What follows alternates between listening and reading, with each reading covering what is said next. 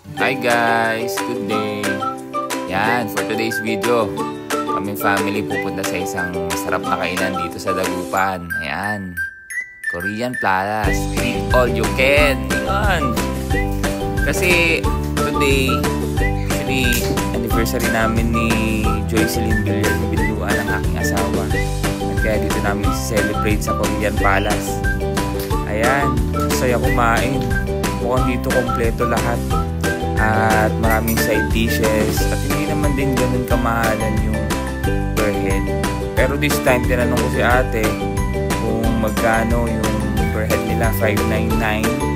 And si ate kasi, which is 10 years old na siya, pasok na siya sa $599. Saka yung height niya, dapat pala yung height nila dito medyo mas mababa, mas maliit para at least mapasok dun sa discounted price. Si Zaki naman, discounted price siya ng $350 dahil nga 6 years old, tapos yung height niya. Ayan, mamimili na ako dito ng mga pork na lulutuin namin. Eh, syempre regular pork lang muna dahil ayoko ng maraming flavor katulad dyan. Ayan o, yab namin inubusan. Pero masarap, masarap. Tapos dito, may shrimp dito. Sa ibang mga samgyupsal restaurant, wala eh. Complete din yung condiments. Tapos ito yung mga side dishes niya. Kompleto din. Ito oh, sarap nito. Potato na yan oh. Tapos may mga chicken din. Shanghai. Yan. Para 3 flavors ng chicken na nandiyan na serve nila. Tapos, syempre rice. Wala pa yung rice. Ay ate.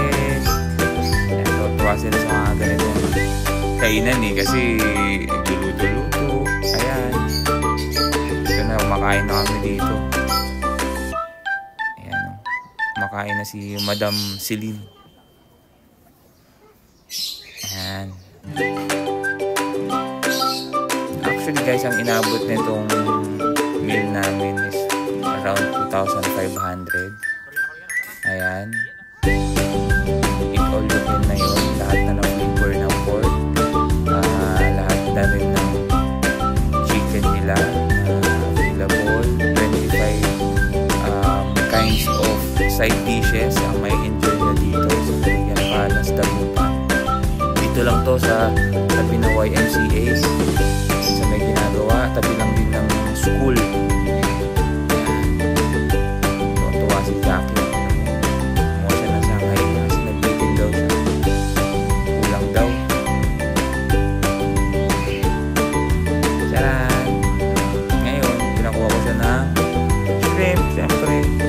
Isang kilong shrimp, tapos isang kilong baboy, pork, with marinade flavors.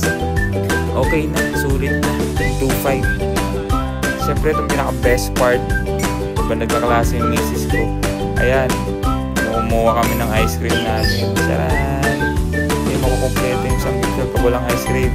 Bang! Ang sarap oh. Palit kami ni Zaki kasi ayaw daw niya yung bubblegum flavor na kinuha niya.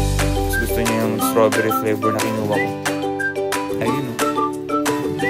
May mga background sila na magaganda na pwede kayo mag-picture. At lalo-lalo na dressed up na kayo ng Korean. Katulad itong isang to. Bang! Parang kamukha ko na si Sung Gyuk-Gyuk. Hello. Kasi parang before nag-picture din kami sa Korean Palace, Baguio. Yan, ngayon inulit namin dito sa Korean Palace, Dagupan. Yan. Hanggang doon na lang, guys.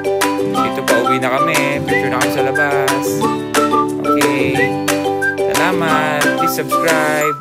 Bye-bye. Thank you. Hanggang sa susunod na video.